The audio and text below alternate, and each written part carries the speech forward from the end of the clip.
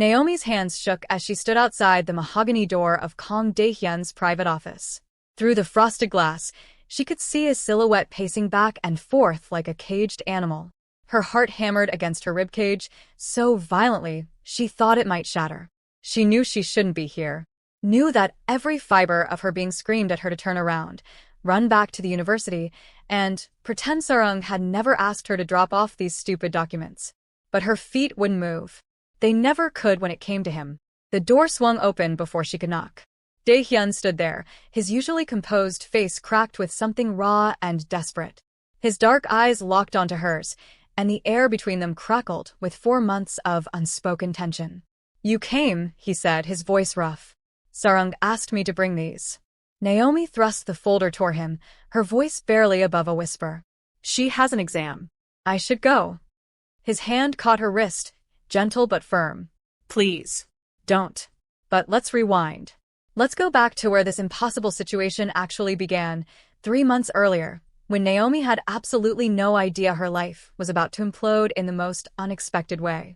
Naomi had arrived in Seoul with nothing but 2 suitcases, a scholarship to Yonsei University, and a desperate need for adventure.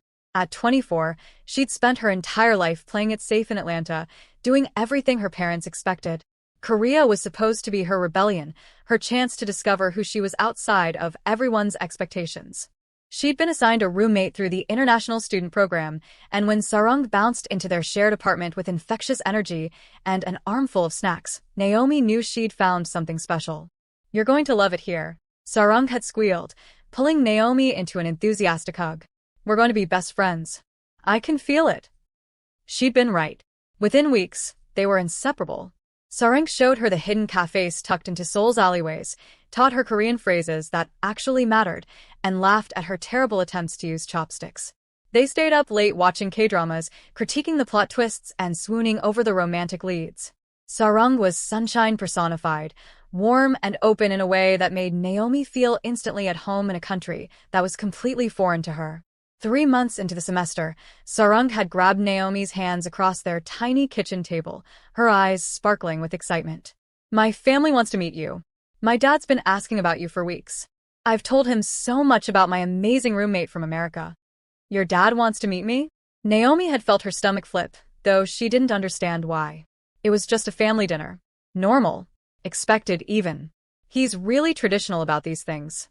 Family is everything to him. Sarang had squeezed her hands. "Please say yes. It would mean so much to me. You're like a sister to me now, and I want you to meet everyone." How could Naomi say no to that? So she'd found herself the following Saturday evening, standing in front of a sprawling estate in Gangnam that looked like something out of a movie. The house was a perfect blend of traditional Korean architecture and modern luxury, with a garden that probably cost more than her parents' house back in Atlanta.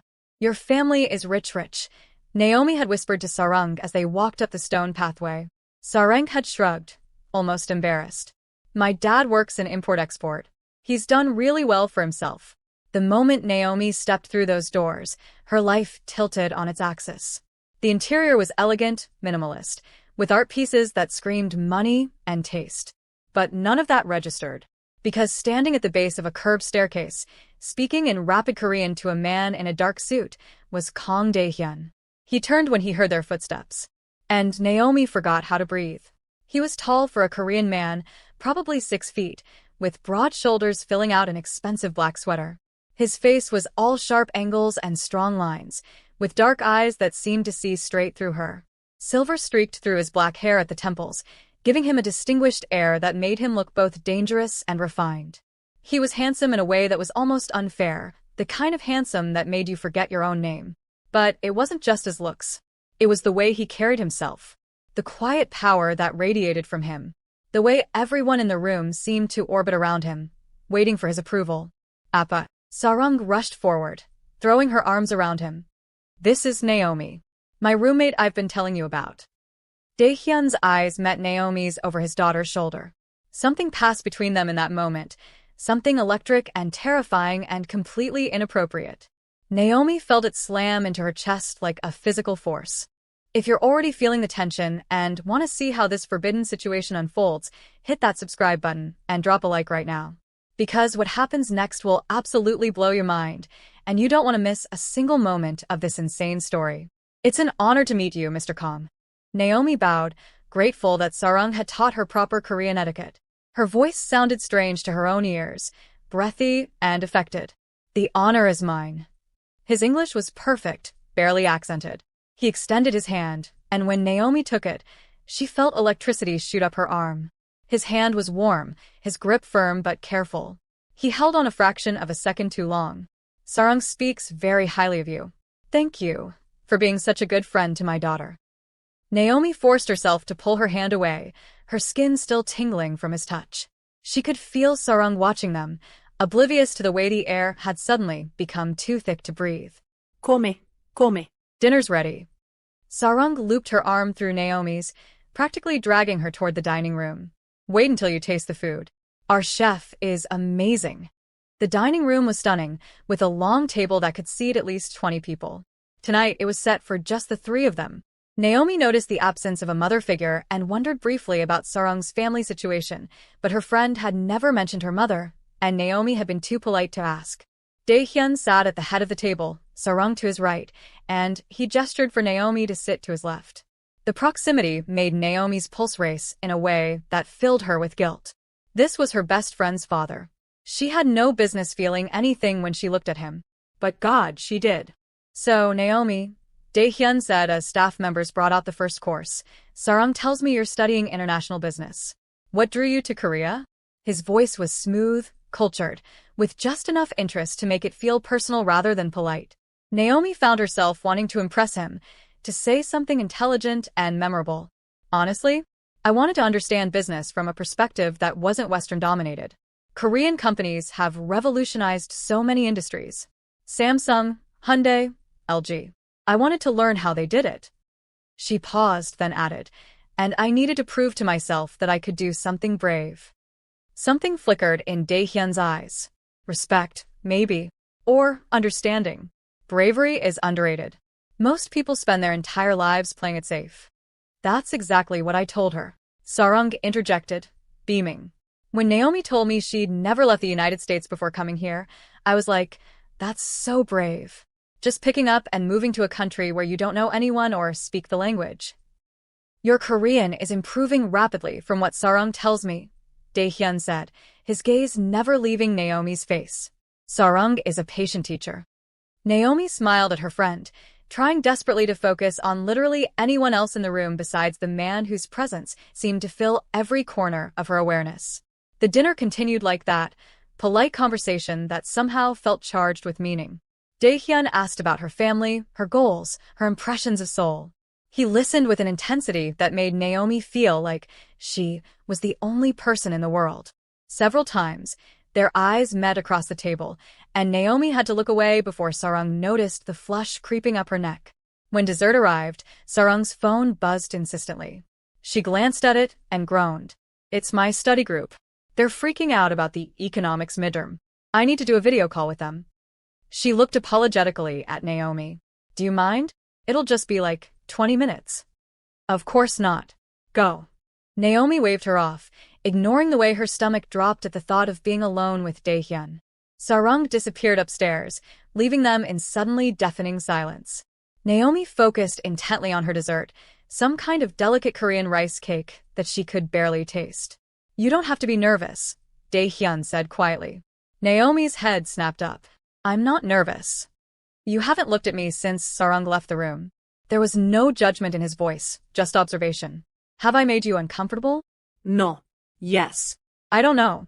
Naomi set down her fork, frustrated with herself. I'm sorry.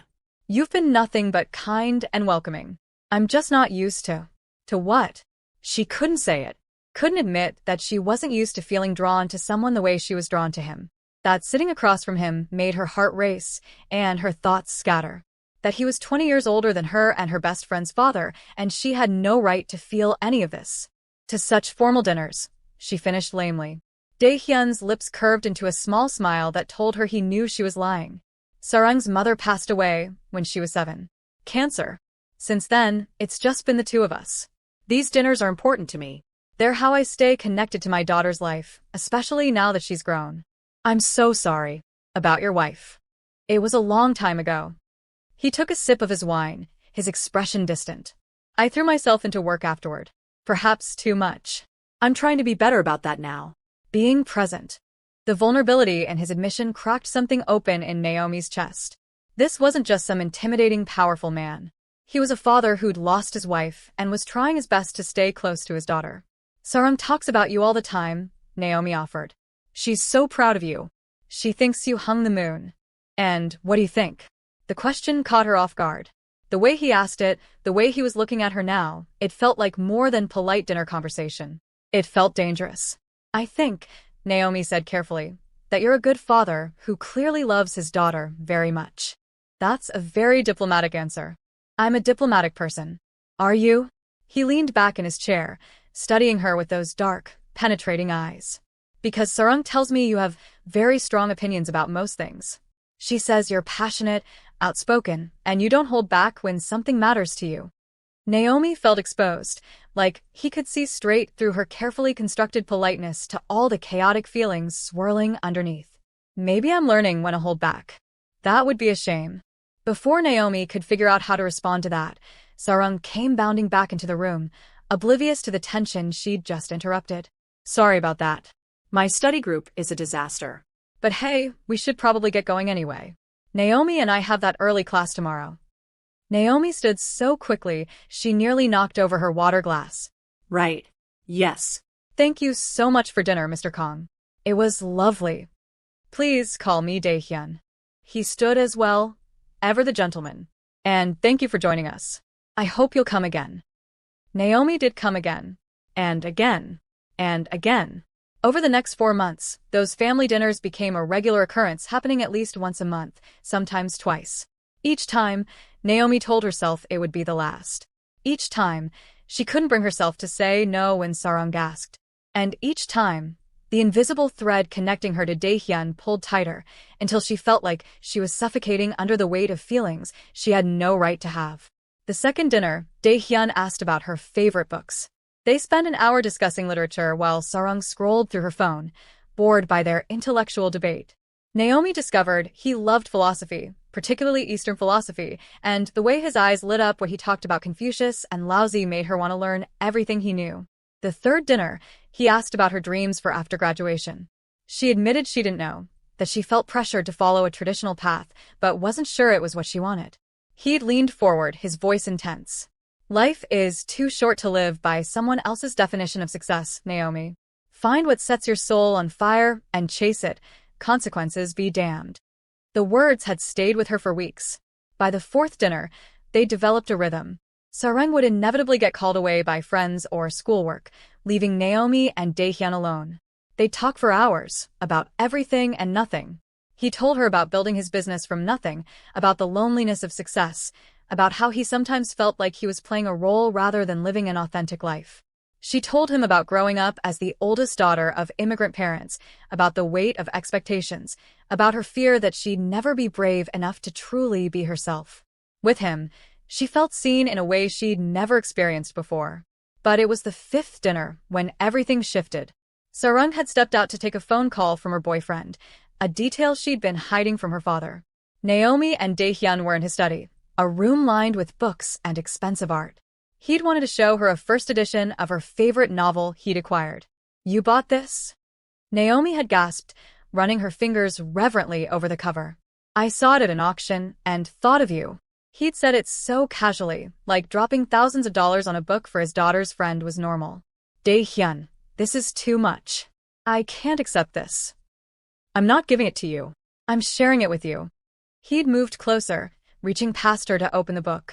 His arm had brushed against hers, and they'd both frozen. The air between them had crackled with electricity.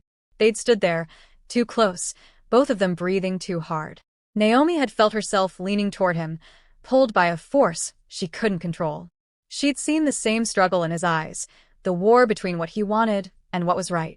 Then Sarang's laughter had echoed down the hallway, and they jumped apart like teenagers caught doing something forbidden. After that night, Naomi started avoiding the dinners. She made excuses. Too much homework. Not feeling well. Plans with other friends.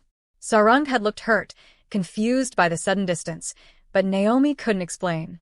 How could she tell her best friend that she was staying away because she was falling for her father? That every moment in his presence was torture because she wanted things she could never have? But staying away was its own kind of torture. Naomi found herself lying awake at night, replaying conversations, analyzing every look, every accidental touch. She felt disgusted with herself. This was wrong on every level. The age difference alone was enough to make it inappropriate, never mind the fact that he was Sarang's father. Her best friend. The person who'd made her feel at home in a foreign country. She tried to convince herself it was just a crush, that it would fade. She went on dates with classmates, trying to force herself to feel something, anything, for someone appropriate. But every laugh fell flat. Every touch felt wrong. None of them were him. 3 weeks after she'd started avoiding the dinners, Sarang had cornered her in their apartment, arms crossed and eyes blazing. What's going on with you? Nothing. I'm just busy with school. Bull. You're avoiding me. You barely talk to me anymore. Did I do something wrong? The hurt in Sarang's voice had shattered Naomi's heart. No. God, no. You've been nothing but amazing. This isn't about you. Then what is it about? Because I feel like I'm losing my best friend, and I don't even know why. Naomi had wanted to confess everything in that moment. Wanted to purge the guilt that was eating her alive. But how could she? What could she possibly say that wouldn't destroy their friendship? I'm just going through some stuff. Personal stuff. I promise it has nothing to do with you. Sarang had studied her for a long moment, then pulled her into a fierce hug. Whatever it is, you can talk to me about it. You know that, right? I'm here for you. Always. The kindness had only made Naomi feel worse. She'd cried into Sarang's shoulder, letting her friend assume it was homesickness or academic stress, or any of the normal things that made international students break down. 2 days later, Sarang had burst into their apartment, frantic. I need a huge favor. I have an exam I completely forgot about, and my dad needs these documents delivered to his office today. They're time-sensitive. Can you please take them? I know I don't deserve to ask after you've been so stressed, but I'm desperate. Naomi should have said no. Should have made up an excuse, any excuse. But she'd looked at Sarang's panicked face and found herself nodding. Of course. Where's his office? Which was how she'd ended up standing outside that mahogany door, her heart pounding, knowing that seeing him again after 3 weeks of distance was either going to kill her or save her. The door had swung open. And now here she was, with his hand on her wrist and his eyes burning into hers. We need to talk, Dae-hyun said, his voice rough with something that sounded like desperation. There's nothing to talk about. Naomi tried to pull away, but his grip tightened, not painfully, just firm enough to keep her there. Don't lie to me. You've been avoiding the dinners. Avoiding Sarang. Avoiding me. He pulled her gently into the office and closed the door behind them. The click of the lock felt final, like sealing them both into a moment they couldn't escape. I need to know if I did something wrong. If I made you uncomfortable. If I crossed a line. You didn't. The words came out strangled. You've been nothing but kind and respectful. Then why? He stepped closer, and Naomi could smell his cologne, something expensive and woody that made her head spin.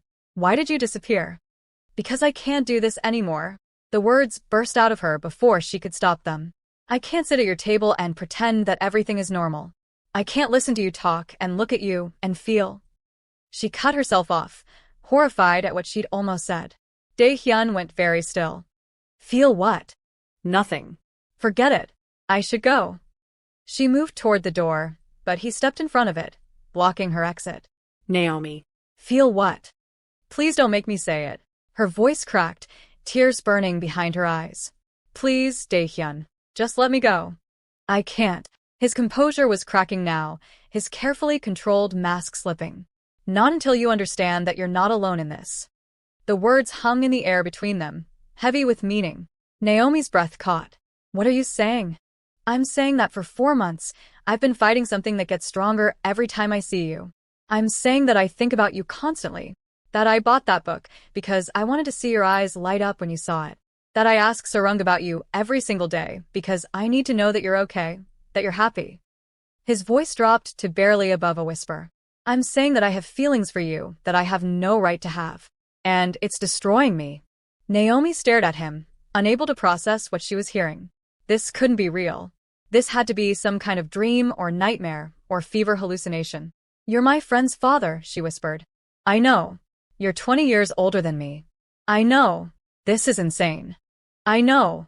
He ran a hand through his hair, looking more vulnerable than she'd ever seen him. Believe me, I know how wrong this is. I've tried to talk myself out of it 1,000 times. I've told myself I'm being ridiculous, that I'm too old for you, that you deserve someone your own age who can give you a normal life. But none of it changes how I feel when you walk into a room. None of it changes the fact that talking to you is the only time I feel like myself anymore. Tears were streaming down Naomi's face now, and she couldn't stop them. I thought I was losing my mind. I thought there was something wrong with me for feeling this way about you. There's nothing wrong with you. He reached up slowly, telegraphing his movement, and wiped a tear from her cheek with his thumb. The gentleness of the gesture broke something inside her. You're extraordinary. Smart, passionate, brave. Any man would be lucky to earn your affection. The fact that you might feel even a fraction of what I feel for you is more than I deserve. I thought I was alone in this, Naomi sobbed, the relief and guilt and fear all crashing over her at once. I've been so alone. I couldn't tell anyone. I couldn't even admit it to myself. And the guilt, God, the guilt has been eating me alive. Sarang is my best friend. She trusts me. She loves me. And I've been having these feelings for her father, and I felt like the worst person in the world. You're not. You're not a bad person, Naomi. He cupped her face in both hands now, his touch achingly tender. If anyone's the villain in this situation, it's me. I'm the adult. I should have maintained better boundaries. I should have kept my distance. But I couldn't. Every time I tried to stay away, I found myself looking for excuses to see you again. They stood there, faces inches apart, both of them crying now. The relief of finally admitting the truth was overwhelming, but it didn't solve anything. If anything, it made everything more complicated. What do we do now? Naomi asked, her voice small. Dae-hyun closed his eyes, clearly wrestling with himself. When he opened them again, there was a hardness there, a resolve. There's something else you need to know. Something that might change how you feel about all of this. What? My business. It's not really import-export. He took a deep breath. I'm involved with organized crime, Naomi. The Kong family has been part of the Korean Mafia for 3 generations. I inherited the position when my father died. I've tried to keep things legitimate where I can, to protect Sarang from that world. But the truth is that I'm not a good man. I've done things, ordered things, that would horrify you if you knew the details. Naomi felt like the ground had shifted beneath her feet. She should have been shocked, should have been running for the door. But instead, pieces clicked into place. The men in suits. The deference everyone showed him. The security. The wealth. The way he carried himself like someone who was used to being obeyed, without question. Why are you telling me this? She asked. Because even if the age gap and Sarang weren't enough reasons to walk away from this, my world is dangerous. People have tried to hurt me by going after the people I care about. If anyone knew that you meant something to me, you'd become a target. His jaw clenched. I can't let that happen to you. I won't. Naomi processed his words, her mind racing. Everything about this situation was impossible. The age difference, Sarang, the danger, all of it pointed to one logical conclusion: walk away. Forget this ever happened. Go back to her safe, uncomplicated life. But standing there, looking into Dae-hyun's eyes, seeing her own pain and longing reflected back at her, she realized something crucial. She'd spent her entire life playing it safe, following the rules, being the good daughter, the good student, the good friend. And where had it gotten her? She'd been miserable, living a half-life, always wondering what would happen if she just took a chance on something real. I'm not afraid, she said quietly. Dae-hyun's eyes widened. Naomi, you should be. You didn't hear what I said. My world is violent. Dangerous. People D. I heard you. And I'm still not afraid. She placed her hand over his, still cupping her face. Do you know what terrifies me? The thought of walking away from this.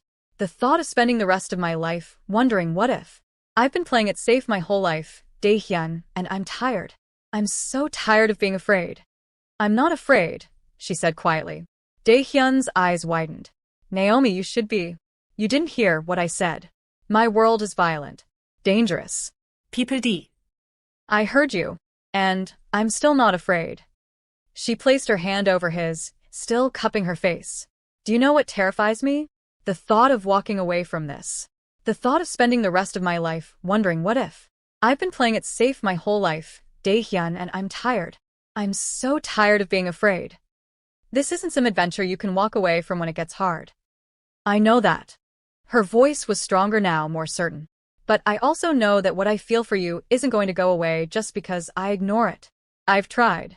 For 3 weeks, I tried to convince myself that I could just move on, forget about you, go back to normal. And I was miserable.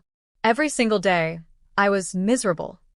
Dae-hyun's thumb stroked her cheek, his expression torn between hope and despair. What about Sarang? And there it was. The real obstacle. Not the age gap, not the danger, but the person they both loved who would be destroyed by this. We have to tell her, Naomi said, even though the thought made her sick with fear. She deserves the truth. Not right now, not like this, but soon. She deserves to hear it from us, together, before she finds out some other way. She'll hate us. Both of us. Maybe. Naomi's voice cracked. God, maybe she will. And that thought kills me because she's my best friend, and I love her. But she also deserves honesty. We can't build anything real on lies and sneaking around. She's too important to both of us for that. Dae-hyun pulled back slightly, his hands dropping from her face. He walked to the window, staring out at the Seoul skyline. You understand what you're asking? If we do this, if we tell her there's no going back, your friendship with her might never recover. She might never forgive either of us. I know. Tears streamed down Naomi's face again. But the alternative is lying to her every single day, pretending that nothing's changed when everything has. Can you do that? Can you look your daughter in the eye and lie to her about something this big? He was quiet for a long moment, his shoulders tense. No. I can't. I've never lied to Sarang about anything important. I won't start now, even if it costs me everything. Then we tell her the truth. Tomorrow. Together. Naomi moved to stand beside him at the window. We sit her down, and we're honest about what we're feeling. We don't make excuses. We don't try to justify it. We just tell her the truth, and we let her react however she needs to react. And if she asks us not to see each other again? Naomi's heart clenched at the thought, but she forced herself to consider it honestly. Then we have to respect that. She's your daughter, Dae-hyun. She comes first. She has to come first. He turned to look at her, something like awe in his eyes. How are you this mature at 24? I'm not mature. I'm terrified. She laughed shakily. I'm absolutely terrified. But I meant what I said before. I'm tired of being afraid. I'm tired of living a life that looks good on paper, but feels empty inside. Dae-hyun reached for her hand, threading his fingers through hers. The simple contact sent electricity racing through her body. If we do this, if Sarang somehow gives us her blessing, I need you to understand what you're signing up for. My life is complicated. There will be security concerns. There will be scrutiny from my associates and rivals. Your life will never be completely normal again. Normal is overrated, Naomi said, squeezing his hand. I didn't come to Korea to play it safe, remember? I came here to be brave. You're the bravest person I've ever met. His voice was thick with emotion. The fact that you're willing to face all of this, to risk your friendship with Sarang, to potentially put yourself in danger, all for a chance at something real with me. I don't deserve you. Maybe not. But you're stuck with me anyway. They stood there, hands intertwined, staring out at the city lights. Tomorrow would bring difficult conversations and painful truths. Sarang would be hurt, angry, possibly devastated. Their confession might destroy the most important relationship in both of their lives. The future was uncertain, scary, potentially disastrous. But for the first time in months, Naomi felt like she could breathe. The secret that had been suffocating her was finally out in the open. She wasn't alone anymore. Whatever happened next, they would face it together. Thank you, Dae-hyun said softly, for not running away when I told you the truth. For being willing to fight for this, even when it's terrifying. Thank you for being honest with me, for feeling the same way I do. She leaned her head against his shoulder, and he wrapped his arm around her waist, pulling her close. Whatever happens tomorrow, I need you to know that I don't regret any of this. Not the feelings, not the struggle, none of it. Neither do I. They stayed like that for a long moment, holding each other, gathering strength for the battle ahead. The next day would change everything. But tonight, in this moment, they had each other. And for now, that was enough. Before we find out what happens when they face Sarang, if you've been on the edge of your seat this entire time, make sure you hit that subscribe button, smash the like, and drop a comment telling me whether you think Sarang will forgive them, or if this friendship is over. Because trust me, you're going to want to see how this impossible situation unfolds. The next part of this story is going to be absolutely insane, and I can't wait to share it with you. Until next time, remember that sometimes the bravest thing you can do is tell the truth, no matter how much it costs.